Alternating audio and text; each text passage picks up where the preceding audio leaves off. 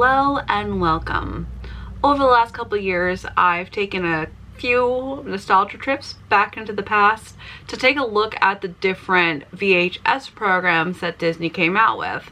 Most of them started out with the sing-along songs, the live action ones, and then it just ended up branching out into the other promotional products that they had at the time.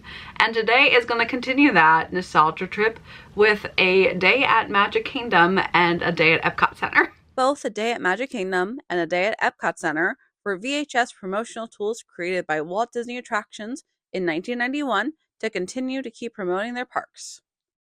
Before this time, it was standard to release promotional marketing content to advertise the parks through TV specials, something that is still done today to a much lesser extent.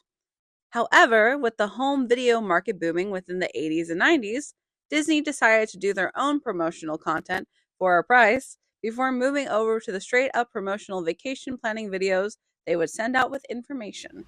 I do remember watching these a while back, so this is not my first time seeing them, but it's been a very long time. It'll be really interesting to see if I remember anything and also just see how life was 30 years ago. There's no linear storyline, no direction or transitions going scene by scene.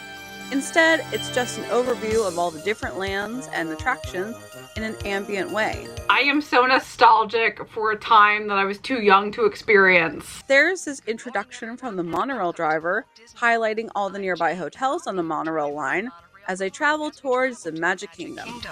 By the way, after your visit to the Magic Kingdom, you can catch a bus, monorail, or ferry to every attraction, shopping center, and resort during your stay. Your guidebook has all the details. Over there, well, that's the Grand Floridian. With over 900 rooms, it's our most luxurious resort. And most expensive. Well, Polynesian is probably up there too. There's Discovery Island, home to all kinds of wild animals. R.I.P.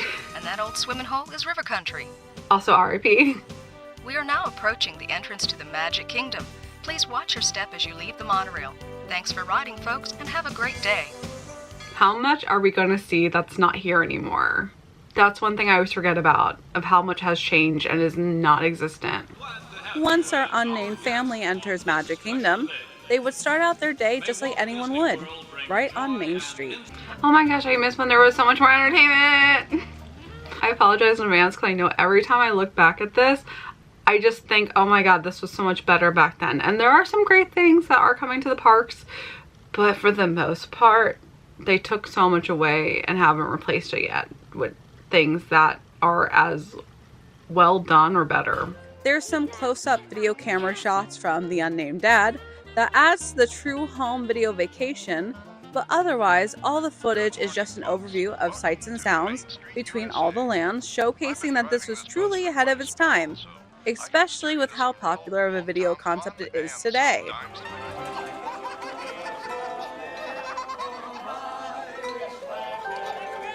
Oh, at least the Dapper Dans are still here. That's a mainstay. They need to stay forever.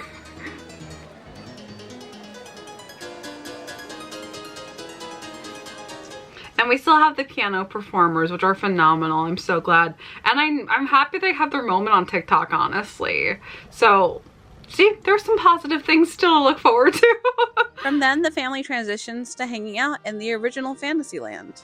Oh, look how different it looks. Wow. It's so crazy to see how different Fantasyland. I know I've talked about this before, especially when we talked about the sitcoms. But because I didn't get to experience Fantasyland and Magic Kingdom until 2000, there was such a transformation even from that point to that time. Oh my god, Small World is sponsored by Mattel! Wait, that's too perfect though. But also adds to the scariest of Nightmare if you love it.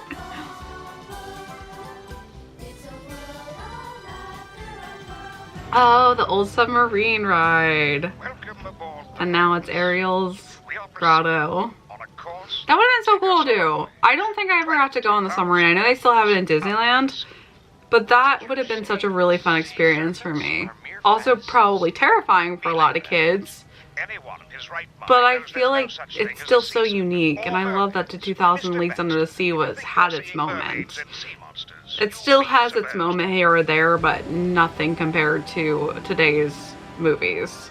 I'll also point out that it is interesting to see all the subtle changes, like how all the ride signs are completely different and upgraded today. Fantasyland within the 90s still held on to that true medieval style, and now it's more like a generic children's storybook. Oh, Mickey's Toontown. It literally, I'm just watching this for a nostalgia trip, honestly.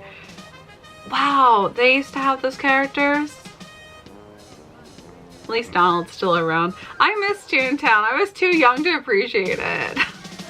All right, Rescue Rangers. I love them. I can say I do appreciate Storybook Circus. Even though it doesn't add too much, I love a good circus.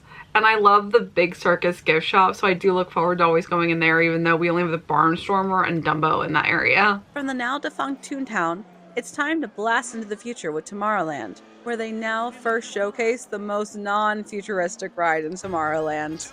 Oh my gosh, that looks amazing.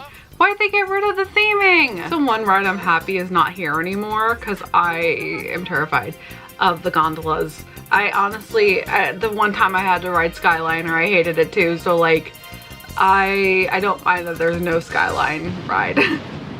Haunted Mansion, I love. It's when its placed with few transitions shows how out of place Haunted Mansion is compared to the rest of the rides in the lands. Sure, it fits in a bit with Liberty Square, but it's truly its own entity that all of us goth kids love so much. Hear ye, hear ye. It's 2 o'clock in Liberty Square and all is well. I'm probably the most privileged when it comes to not appreciating Liberty Square, since I live in the Northeast, and a lot of the recreations within this land, I can see the real thing basically in my backyard. I appreciate it being here and love that I can see the way the old world was, but I end up skipping over this land when I'm down in Disney, since I'm so used to it being around me already. I keep forgetting that Teddy Roosevelt was a president not that far long ago, and in my mind he's in the same area as like George Washington and Abraham Lincoln, even those were very far apart from each other. But I keep forgetting how recent of a president he truly was. Frontierland, however, I appreciate so much, and I'm so concerned it's fading away, especially since it was such an influential time period when Walt Disney was first creating the parks. Is it too late to save the riverboat? We already lost the kayaks. And that looks like a cool boat. Can we save the riverboat? I love that there's a full spotlight on Tom Sawyer's Island when it's currently on the chopping block now. It's still a shame. I know it's outdated and just a bunch of empty land, but I love the playground element for kids. Kids need to be able to explore again. There's so much interactivity that has faded away that would be great to build back into the parks, but that's just my old boomer rant on the subject. Oh yeah, this is when they were advertising the one parade. This is the same parade that was in Full House, which I could also link back to that video. The sitcoms were around the same time period, so it makes complete sense that they would overlap. Oh my god, we don't have parrots anymore. I know, this is literally looking back and being like, hey, this was the thing, and now it's not. That was the thing, and now it's not the Barker. When did they get rid of the Barker, by the way? Like, I don't know when, but I would love to see a pirate Barker again in front of pirates. Who knows, maybe it'll come back with the new pirate bar they're building in the lands. Soon it's time for the sun to set and get ready for all the nighttime entertainment the Magic Kingdom had to offer. Oh, I love Metro Magic so much!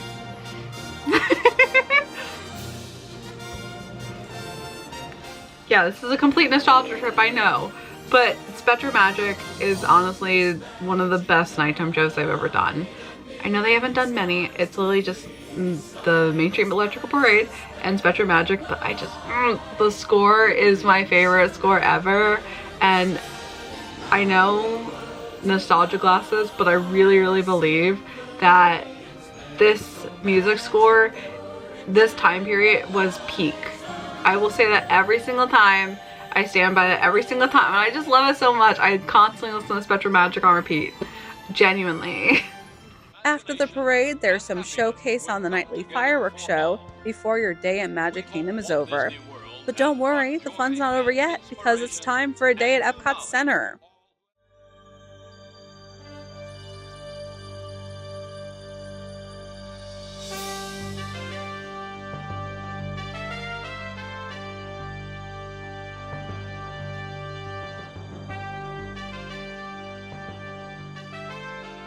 Welcome to Epcot Center. Before we even jump into this, we know what I'm gonna say. I wish I could have experienced this version of Epcot. Original Epcot. I love Epcot today. I still really love Epcot through all its transitions. But this was peak. In the beginning, they knew what they were doing and they put together this fantastic futuristic park, and now it's not futuristic anymore. There are some clear differences from A Day at Magic Kingdom right away. Epcot Center is a bit more narrated, explaining the overall themes in the different worlds and pavilions, setting up more of the standard pre-vacation vibe that became an official promotional video a few years later. Wait, what band was this? They have their own marching band too? Yeah, why don't we have this anymore? You can't miss Spaceship Earth. Magic Kingdom still has their marching band, which I'm really grateful for. That's a cool camera. This is a different camera. Is this a different family than Magic Kingdom? I would have loved to have experienced Communicore. It's so retro, but during that time it was the future, but now it's just so cool and retro futuristic. This is where I know I'm in the niche category because I love the history of computers, and obviously that's half the stuff I do here is looking back at all the old computer games. So that's up my alley, but I know a lot of people don't really care anymore, unfortunately, and they want all the new stuff and the AI and what's next in technology, whereas I love to see where we came from and what we all started with, and to not forget all the living seas. Nemo's so cute, but I'm so sad that we changed this because I do remember doing this as a kid, and I'm so grateful I got to experience this, but I would love to have experienced it again as an adult when I could actually appreciate it a lot more. It's really cool to see that even back then when the park was brand new, they really nailed the overall futuristic / modern theme for all the pavilions, even though they were focused on different important areas of discovery and life. Okay, kids, we're gonna get a video. Here we go.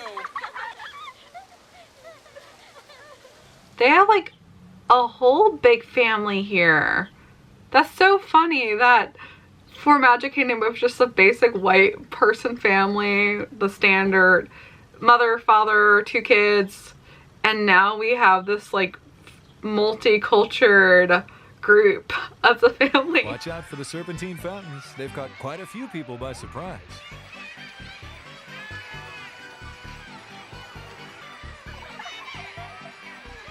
It's probably on purpose because of the fact that we're in Epcot, and Epcot's all about learning about different cultures, but it cracks me up how they did this. Original Journey into Imagination. I'm still forever sad that I never got to experience this. One of the worst things Disney has done is not handle Figment properly, and you know, I say all this stuff as a diehard Disney fan that's critical in only the best ways because we want to see the company succeed. That's what I always say. And I'm so happy that Figment is still a crucial part of Epcot, and they understand that Figment is the main Epcot mascot. We just want there to be more for Figment in the best ways ever because Figment is so diverse a character and he deserves more. And Dreamfinder deserves to come back. It's a running joke that so many Disney adults ran to meet Figment and cried over him. I can only imagine if Dreamfinder came out, how many people would be, you know, beside themselves. It's such an interesting attraction, World of Motion. I never got to experience it, and now of course it's Test Track. And I'm really interested to see how Test Track is going to turn out for the 3rd variation of it. But this just looks so interesting. Although you do see, looking back, World of Motion, Horizons, and Spaceship Earth were all the same guidelines of a ride, where it was a bunch of animatronics. You got to see them in different scenarios, but Horizons and World of Motion were more of a hilarious take of it compared to Spaceship Earth being just very serious. But there is a lot more variety in the type of rides we have today. So like I said, it's all balanced. There's some good things about the future. There's some things that we lost that, you know, could have been better compromised. but they definitely had some wonderful ideas that took place after this period. So is anything happening with this pavilion today? I hope that they do something with it, because this was a really cool experience, and I loved what they tried to do with this pavilion, and I'm glad that I got to experience it a little bit when they took over for Flower and Garden temporarily for a few years, but I like to see it be used for something better. The human body, although the most important theme due to it helping you learn about yourself and how to live better, it definitely gave the most Science Center vibes out of all of the pavilions. Honestly, I think that's what I missed most about Classic Epcot. It was truly a unique Science Center experience that all ages could experience, not just kids. In fact, even here, Epcot always showcased adults, especially seniors, experiencing this park from the beginning, especially in World Showcase. Wait, they had Robin Hood back then? Robin Hood's English? I didn't put that together that Robin Hood was an English story just because medieval times were all over Europe, not just England. That's one thing that's also showcased here that I really miss. The subtle IP of the Disney characters, all within the different countries that you could meet. Why did they decide to put Tigger in a Moroccan outfit though? Like, I never understood the correlation of that character in a Moroccan uniform. Oh my god, I would love to meet Minnie in a kimono. Oh my gosh, she's so precious. Oh my gosh, why? I want to meet Chip and Dale in their Chinese outfits. They are so cute. And we still have Donald. Donald is the only one that has lasted in his like World Showcase uniform. I love that we still have Donald and the sombrero. Yes, this is where you can meet all the princesses now from their respective countries, but you can't meet Mickey in his Canadian outfit. So yes, it's cool to be able to meet Anna and Elsa, but why can't we have both on rotating schedules? Let us meet the princesses and Pluto in a French-inspired outfit. Will be overwhelmed with the sound of musicians on the street corner, the smell of perfume from the shops. Epcot, can we please bring this back too? More musicians. They have tried throughout the years, different groups, and they are pretty good with it still. Like, we still have a lot for Germany, Canada, but can we bring more back? There will always be room for more musicians, especially when they're playing more of the cultural music. I will always stand and support live entertainment. Near the San Angelino, the mariachi band will stir anyone from their siesta. We still have the mariachi band, so that's awesome that they are still current. Inside the Mitsukoshi department store, browse among the silk kimonos, Japanese headdresses, and traditional dolls given to children on Girls' Day in Japan. I would have been so cool to see what the gift shop sold, and you can see a little bit of it here, which is really great. I really appreciate this, that it was much more focused on traditional Japanese culture, because as we know, within the 90s, especially the late 90s, anime took over, and anime still is so popular today, which I love and I'm really grateful for. But every time you go into this shop now, it literally is a little bit of the traditional Japanese culture, but it's mainly all of the properties, the IP. So Pokemon, Animal Crossing, Dragon Ball Z, Zelda, which again will be very interesting to see how it plays out, because Nintendo Land's opening an Epic Universe. So I wonder how those licenses will work, if they can still sell it within Epcot, or because it's so close, it's gonna change. It'll be interesting to play out. This is also why I kind of like doing this, because it's living history right now, and we're seeing the living changes happen of what was in the past and what's in the future. That's where I worked. That's my claim to fame. For like a semester, I worked at the American Adventure, so it'll be forever part of my history.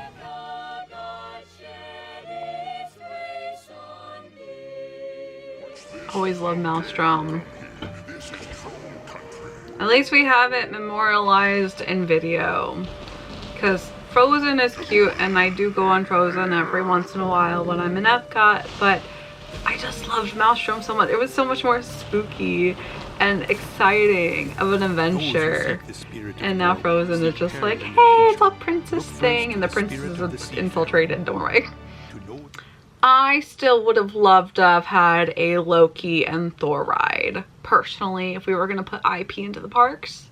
And just like how your day at Magic Kingdom ended with a celebration of nighttime entertainment, Epcot ends the same this time with the classic Illuminations fireworks. So that was an interesting watch to look back on for the fact that it just shows such a simpler time. Not too much really happened with it, of course. We really just went back and it was a showcase of everything they had to offer during that time in a much more slow-paced way that a lot of people have taken and done in a much more modern way with the vloggers and the influencers of today. These are not going to be as rewatchable as the sing-along songs were, for example.